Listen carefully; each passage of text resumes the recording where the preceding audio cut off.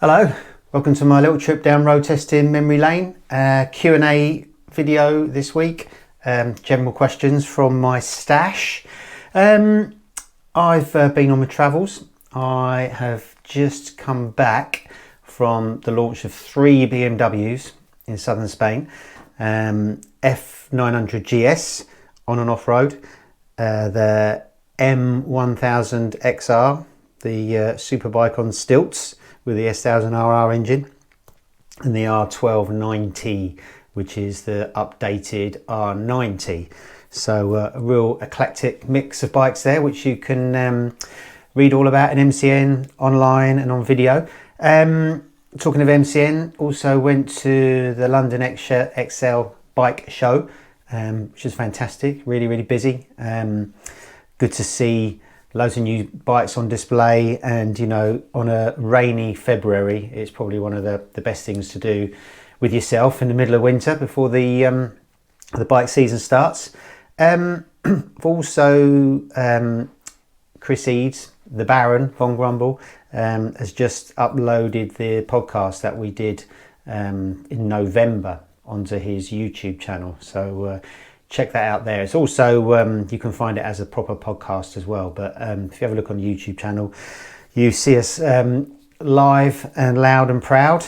And also a friend of mine, Rennie Skaysbrook, who is an Aussie living in America. He's a motorcycle journalist, very good one, very fast one. He does the TT, and I've met him along the way at launches, and he's a really nice guy. And he's written a couple of books, and he sent me his latest book actually, and he hasn't paid me to do this, by the way. I just thought you'd want to see it because it's really nice. It's Race of the Titans, so it's kind of a kid's book, but for big kids as well.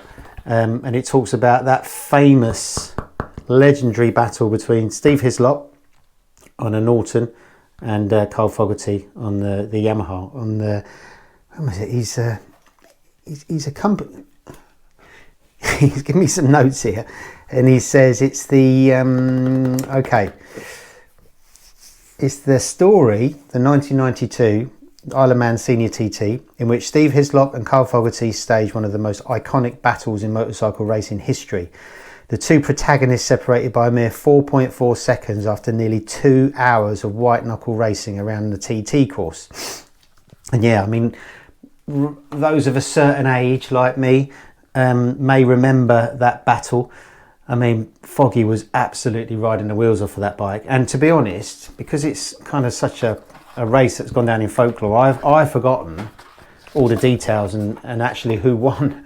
So you've got a great illustrated book there. I mean, these illustrations are absolutely fantastic. You've got bike specs, you've got how a Norton rotary works, how a 4-stroke works. Just a really lovely book that you can get for your kids, but you'd be wanting to have a sneaky read of it yourself. So there's there he is. There's the Fogster wheeling his Ducati at Phillip Island, and poor old Steve Hislop, bless him. But this is an absolutely fantastic book. It's hardback, kind of a coffee table book, really bright, really colourful, really exciting, really kind of captures the legend of that race, really. So if you've got kids, or even if you haven't, that's a really good book to get. And I tell you where you can get it. It's £20 English, and you can get it from I'll put a link in the description from Rennie's website, rennieskaysbrook.com/shop. £20 plus shipping. So really good book, highly recommended. And as I say, it's just a mate. I'm not getting paid for that. Not getting paid for this either. But here are some of your questions this week, so thanks very much for sending them in. Keep them coming. And the first one is from William Pedersen. Hi Nevesy, I'm 18 years old, just got my A1 licence. I bought a Yamaha YBR 125 2011, and I really want to get into road racing. Therefore, I'd like to buy a bike suited for racing. But I don't know which bike to buy, let alone how big of a bike I should start with. I've talked to some of the guys who are already racing from my area. Some of them suggest I start on a 250, others say a 400 or a 600. So I'm confused which bike I should look for and which I would learn the most on. Well, thanks very much for your question. Well, it's nice to hear from some young blood getting into motorcycles. That's really good news. And yeah, I hope you enjoy your motorcycle journey, and I hope you enjoy your racing. My advice would be to start with something. Racing is incredibly expensive, so you need to dip your toe into the water with something relatively cheap. You need to pick a class that you don't need to do a lot to your bike to make the bike competitive. So say, for example, if you went into 600s, you would need to spend a fortune on that bike to make it competitive. You know, lots of engine work, lots of suspension work. And the bigger the bike you choose, the harder it is to ride. The kind of less fun it is to ride as you're learning. And it will go through consumables at a rapid rate. You'll go through tyres, you'll go through brake pads and all the rest of it. So I started my racing career on a 250, an RGV 250. I mean, you know, looking back now, that cost a lot to run. You know, you needed to tune a 250 to be competitive. And yeah, they were quite technical bikes. But nowadays, you know, there's quite a lot of choice. I'm not sure which country you're in, but in the UK, you've got racing clubs like BMW that do that cater for newer riders. You've got classes. You've got the Ninja 300 class. You've got CB500s. You've got SV650s. So yeah, I would start with something small. If you start with something small, it's easy to get to its limit, which is more enjoyable, which would teach you a lot more. It would teach you more about corner speed and, you know, the techniques of braking. And then as you progress up through the classes and then you get bigger and bigger bikes, and you can kind of hone your riding skills to suit. If you go with something a little bit too big too soon, you're not going to master it very quickly. You know, unless you're a Costa or something like that and obscenely talented. Which I'm sure you've got a bit of, or else you wouldn't have want to be doing it. So yeah, start small and cheap and work your way up. I mean, even like Bemsy do renter rides in the MZ class and the TZR 250 class. So they're really good as well. You know, I don't know if where you are, there's a club that does these kind of renter racer rides, but that'd be a good way to get into it as well. So, but good luck with it. And let me know how you get on. But thanks very much for the question. And the next one is from Jeff Strada 6857. Hello, thank you for your wonderful Q&A series. Really enjoying and learning a lot. No problem, thank you. In regards to your recent superbike comparison, 23 Ducati Panigale versus the mighty BMW S1000RR, I'd be very interested for you to be kind enough to answer the following questions. As a taller, old school rider like you, 6 foot, that appreciates room, which of these two bikes is the roomiest and the most comfortable? You spoke in detail in the test, but in one regard it was lacking, I thought. One of the two, out of the two, which would you consider to be the more refined? I always had a preconception that the BMW is the more refined. Can you confirm this and elaborate? Thanks so much. Cheers from down under. Well, thanks for your question. Yeah, we did a comparison last year between those two bikes, track only. We don't do so many big thousands tests anymore because there aren't so many new ones. And last year was the new BMW S1000RR, and that kind of triggers a group test. And we put that up against the reigning champion, which was the Ducati Panigale. And we rode them in Sicily around a racetrack called Pergusa, which is really fast, and it allows you to really let these bikes off their leash and really test their electronics. You know, both of the bikes got amazing electronics that you can kind of lean up against in fast corners and, you know, feel the bike slide and hold you, which is just incredible. So let's answer those two questions in. Oh, by the way, what one? It was a really interesting comparison. If you ever look back through MCN or the video, for normal riders like us, the Panigale was easier to ride and faster because the electronics are so good in terms of the engine mapping, how smooth the engine mapping is, and the rider aids and the wheelie control and all that kind of stuff. It's turned what used to be a really, really angry bike into something that's very, very usable. And BMW have gone the other way. They've made their bike quite angry and quite raw. So for a sort of lower level rider, it's quite intimidating. Well, not intimidating, just hard to ride. But we had a professional rider there doing our lap times, and because professional riders ride straight up to the limit and over it so they can feel what the bike's doing, the Ducati was a bit too tame for them, and it was actually faster on the BMW, which is a little bit more raw with the, you know, the power and the grip and everything more in their hand, more down to feel. So that was really interesting. In terms of what would be better for a taller rider, the Panigale is much more spacious, so that was better for me around the track because it was so tall, really wide bars, quite low pegs. You still got lots of ground clearance, and the BMW was a lot more cramped. So out the two for the track, I would definitely go Panigale just because it was easier to ride and I could move around it. And then with regard to which is the most refined, I suppose it's, what's your definition of refined? The Ducati feels more refined now. It's a lot smoother. All the spiky edges have been kind of chamfered off, and it's just a you know, polished diamond of a thing now. And the BMW is kind of more raw. That said, if I was going to do a big road trip on either of those two bikes, I'd choose the BMW because it's still got the kind of the genes of a road bike. It's got cruise control, it's got heated grips, the bar position isn't quite as low, so it's not as wristy, the seat's a little bit more comfortable, and even though it's a little bit more cramped in the legs, I'd much rather do distance on the BMW than the Ducati. The Ducati just feels like a track bike, a very refined, very amazing track bike that looks fantastic, but as a road bike, I'd probably prefer to live with the BMW, but I'd want to open the garage door to the Ducati. So what are you going to do? You know, if you want a really good road bike, either of these two aren't really the bikes they had. Perhaps a Super Naked, but in terms of track refinement, Ducati. In terms of road refinement, BMW. There you go. But brilliant question. Thank you very much. Next is from James Rogers. Hi, James. Hi, this is brilliant. Having purchased a Generation 4 S1000RR based on your recommendation, kindly via a question I asked on Instagram, thank you, no problem. Lucky man, good bike. I've just returned from my first Euro track day at Portimao and have become fascinated by suspension setup.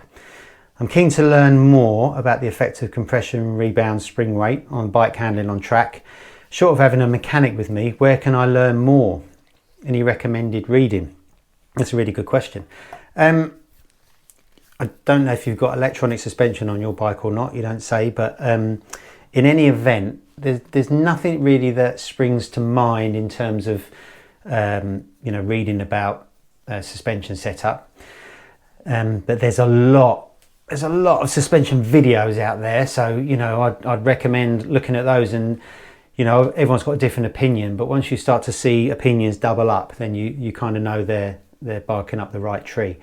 You can go to some track days of suspension support. I know a lot of UK track days, a company called 100% Suspension go there, and they can help you set your bike up. But if you really strip it down to the bare bones and simplify it, something that I've learned from, you know, I've worked with suspension companies, Maxton, K-Tech and Öhlins, and they generally all say the same thing. There's kind of 3 stages to setting up motorcycle suspension. The first one is getting your spring rates correct. So this is why bespoke suspension is so much better than road stuff.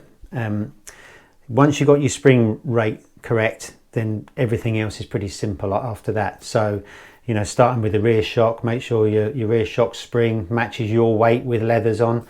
I mean, you know, most bikes, for the average person, you'd probably want a 9.5 spring on the rear.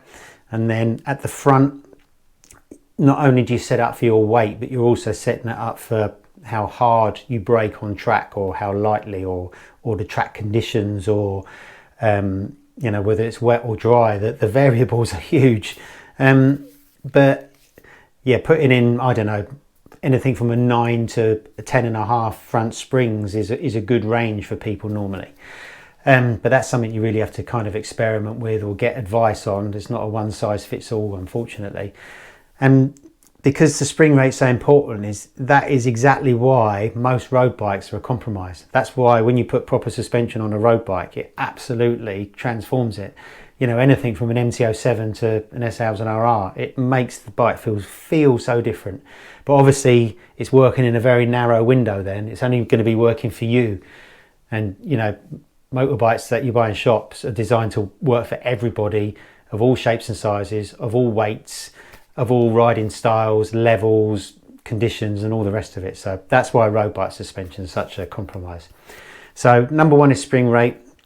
Number two is ride heights and preload. So once you've got your springs sorted out, it's a question of, you know, getting the correct ride height. You can do that with preload, or you can do that with actual ride height adjusters on the rear shock, or pushing the forks up and down through the yokes. Again, that's a whole other can of worms you've got to go through. And then the last thing really is fine tuning, and the fine tuning comes from rebound and compression adjustment. You know, if you've got all the other things right and you've got kind of a standard recommended damping setting, you're not going to be too far away. For example, if you were to brake into a corner and let go of the brakes and the front kind of pops up a little bit too fast and sends the bike wide, you might need to fine tune the rebound damping on the forks a little bit, just to stop it springing back so fast. You know, that's just one of many. You've got high and low speed compression damping. So it is a little bit of a minefield. But you can teach yourself. You know, if you've got just standard suspension, put everything back to standard settings, which you'll find that in your handbook. Some bikes have different settings for different types of riding, sporty riding comfort. So dial those in to see what difference it makes to the bike's handling and the ride quality. You know, generally you're looking for something that is just neutral and easy to ride. And I've said it before, I've got to ride some of Jeremy McWilliams' race bikes before, and a lot of factory race bikes as well. And what you come away with, the initial impression is that the bikes are quite soft and plush. They don't feel hard and gnarly. They've got good ride quality because they need to be relatively plush to find grip. But obviously they've got good support from the springs as well, where they're braking hard and they're accelerating hard. But they're very neutral as well, so they're not ultra fast steering. You know, it's a nice neutral pressure as you counter steer into a corner and lean in, the same nice neutral pressure as you're coming out. Everything just feels nice and easy. They're not too on their nose, they're not too aggressive, they're not too hard. And really, your Generation 4 S1000RR on standard settings, if it's electronic suspension, on standard kind of track settings, should be there or thereabouts. But I suppose the biggest takeaway from this question is, if you really want your bike to handle properly on the track, you've got to get proper springs for your weight and the way you ride. And then you're probably going to be 2, 3, 4, 5 seconds a lap faster just straight off the bat, because the bike suddenly will steer properly. It'll be more supported under braking and acceleration, and you know, then you can fine tune after that. When I've been racing on my BMW, basically the rear spring I just leave. It doesn't really need to be changed, or you know, no matter what track I go to. Sometimes we've got the luxury of time, we'll change the springs if it rains, put softer springs on. Sometimes there isn't that luxury. But from track to track, generally I will change the fork springs depending on, you know, if it's a hard braking track. If it's like Donington GP, where you've got some real hard braking zones, you need more support from the fork springs. If it's a little bit more sort of flowing, maybe Alton Park for me, something like that, be a little bit softer, just to get more feel and easier turning as well. So it's a big subject, and I don't think there's any one place you can go just to kind of learn about it. Really, you've got to be geeky about it. You know, you've got to know someone who's geeky about it, and yeah, just go on your suspension journey like that. But it's an interesting one if you're into that. It's fascinating, and you can really transform a bike with proper settings. But great question. Thanks, James. This one's from Excel Master 4779. Great video, Michael. Thank you. Thanks for your advice on track riding in previous videos. I completed the training at Donington in early July and had a blast. Incredible track, so much fun that I've gone and bought a first generation SV650 for track riding. Any thoughts on upgrades required? I have new forks lined up. Was rider training the most important upgrade? In that vein, could you rank the UK training schools? Controversial question mark, exclamation mark. Well, thanks very much for your question. Yeah, you've got a first gen SV650. They're fantastic. I mean, rider training is the most important thing you can do. You know, when I was instructing at the Haslam school, that's what really brings home how important it is to know what to do on your bike at what point on the track, and it makes such a huge difference. You can find loads and loads of seconds a lap with correct technique compared to throwing a shock at the bike or tyres or whatever. But if you're going to do a lot of track riding, you know, something like an SV650 on completely standard suspension, standard gearing, standard brakes will be okay up to a point, but you will start to get to the bike's limits at some point. Luckily, SV650s are raced in mini twins, and there's a lot of knowledge out there that you can find online. But if that was mine and I had a little bit of disposable income, the first thing I'd do would be to fit suspension. Like, you've already gone for forks, so a fork cartridge kit with the correct spring, a racing shock with the correct spring, and then tyres, gearing and brakes. If you can afford it, an exhaust. Not that you need more power, but standard exhausts are normally a little bit restrictive. They're normally a little bit heavier, and a race version being lighter and freer flowing is better for performance. It's better for lightness of steering. But yes, suspension's probably the main thing. Suspension and tyres. In terms of engine performance, I wouldn't change anything. I'd rather have a good handling slow bike than a rubbish handling fast bike any day. It's just more enjoyable, especially at somewhere like Donington where the bike's always on its side. So yeah, it's a great bike for track riding, the SV650. Fantastic engine, really nicely balanced bike anyway in standard trim.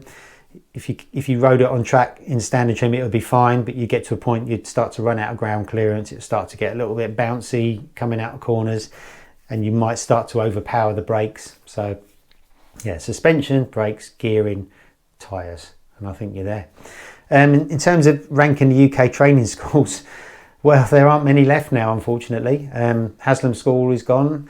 Silverstone have just said there's no bikes for this year apart from MotoGP. So the Ducati school that was there has gone. So there aren't many. My only recommendations are the Whittam school, which is really, really good. You'll learn a lot at the Whittam school, and they go to some great tracks as well, like Anglesey, which is fantastic. And a lot of track days have instructors at them, which you can go and see, so that you know you can get lots of good advice for there. But yeah, it's a shame there aren't so many training schools now, but I guess, you know, it's costly. Track hire now costs a fortune, especially the MSV tracks, so I guess that's put a lot of companies off. But yeah, good luck with it, and let me know how you get on. Next one from Nick Thake. So these next two are just a bit of fun, really. You can switch off now. What bikes do you actually own? Understand if you don't because of long-termers, etc. Have you parted with your own money in the last 10 years? If so, what? We'd love to know. Yeah, well, you're right. Thanks for the question, Nick. We get to ride bikes the whole time, so you know the appetite to have your own bike isn't really there when you're living with bikes. But I have bought a bike. I've bought a couple since I've been at MCN. In 2005, 2006, I bought my Suzuki GSX-R long-term test bike and carried on racing that for a little while. I then bought my Yamaha R1 long-term test bike and carried on racing that for a while. And then in recent times, I bought a Yamaha T-Max and I've talked about it many times, I absolutely love the T-Max. I just saw on RevZilla actually where they raced an old T-Max in America, which is pretty cool. That was an old dog of a thing. The modern T-Max is a much nicer. And I just love T-Maxes because I spend every day on motorcycles and I love them. But getting on a T-Max is just something a little bit different. It still gives you the thrills of a bike, but it's just a lot easier. You just jump on, twist and go. You know, on the road, they handle beautifully. They've got more than enough power. I love the fact that they're pretty cool. Not in UK, we don't get scooters here, do we? But, you know, you go to France or Italy, things like T-Maxes are held in high esteem. They're really, really cool. So yeah, so I bought one of those, and I bought one of those in 2017 or 18. Rode it for a couple of years, really, really enjoyed it. Did loads of stuff on it. Went to Paris on it. Couple of trips to France actually. Had a scooter blanket. I had my bar muffs. It was just like a two-wheel car. It was phenomenal. And the plan was in 2020 was to sell it and then get a newer generation one. It was a 2017 model. So I lined the bike up to sell to my friend, which I did. And then COVID hit, and then it kind of just ruined all my plans really. As from COVID, I started working at home, so I didn't need to travel to work anymore, and I didn't need kind of everyday transport like I used to. So I never replaced it, but I'd really like to get one again, and I'd really like to buy a GSX-R 750 this year as well, just because normally my long-term test bikes kind of reflect the kind of riding I like to do. But as the biking world has changed, there are fewer bikes that I really enjoy riding on our long-term test fleet, because the test fleet kind of reflects what manufacturers produce that year. So, you know, it's mainly adventure bikes, it's mainly more sensible kind of bikes. There's the odd Super Naked on there, which I've had recently, which I really enjoy. So I think the kind of bikes I really like now don't really exist as new bikes, unfortunately. So that's why I want to buy a GSX-R 750 at some point this year. But great question. Thank you very much. And finally, it's from Ninja 400 Girl. Thanks very much for your question. Do you consider yourself a rider who writes or a writer who rides? And the other MCN staff? Question mark. Good question. Well, I would say most MCN staff, well, everyone at MCN rides, so they're all riders who write. We've got a couple of trained proper journalists in MCN, including Dan Sutherland. When I see him doing his shorthand, blows my mind. He can definitely lap a sheet of A4 faster than I can. But yeah, I came into this as I won my job in a competition, as you know, and as a rider. So I'm a rider who writes, really. So, you know, I never found the riding a problem when I joined, but the writing was quite overawing when suddenly, you know, I'm faced with 5, 6, 7, 8 blank pages of MCN that I've got to fill in with a riding review in double fast as well, because MCN is just a hungry machine that eats content and it gets it straight out there. So the writing side of things was difficult to begin with, but I went to journalism training, got lots of training on the job, worked with these amazing people in the office, you know, sub-editors, editors, colleagues. So yeah, I'm definitely a writer who writes, but as the years have gone on, I still don't find the writing really easy. Some of my colleagues can absolutely crash out a news report or a road test really fast. I still struggle with that. I still look at a blank page and think, my God, what am I going to do? Even after 22 years nearly. But I do enjoy it. I do enjoy the writing side of it as much as riding. I think if I was just a rider, like a hired gun, like a bum on the seat that just sort of gave some opinions at the end of the day, I don't think I would feel quite as fulfilled. So I really enjoy the writing side, which is still quite strong at MCN. You know, we still have to write a lot for the newspaper and for web. But of course now things are kind of evolving to video. So, you know, some journalists, when we go on launches, who used to be writers, are just purely video as well. So maybe that will go in that direction one day at MCN, but I hope not, because I really enjoy the writing side of it. And then they make the videos better, because if you've already written the report and you've got, not only have you got the information in your head and you've got your riding opinions in your head, you've also got a nice little angle that makes the videos more interesting. You know, the videos, the linear kind of videos, like this is the new bike, this is what it's got, this is what it's like to ride. They're quite useful, but when you've got a story behind it, or an angle, it's much more interesting. I mean, you've only got to look at Fort 9. Those videos I really enjoy. It will always be some, quite often, left field angle used to get yourself into the story of a road test or whatever. So I find things like that really interesting. And I think if you can write and you can kind of craft a good road test, and the videos follow. Not that I'm an expert by any means, but good question. Yeah, the other MCN staff, they're all riders, they all write, and you know, there's a couple of proper, well, probably most of them are brain boxes in MCN. I'm the exception.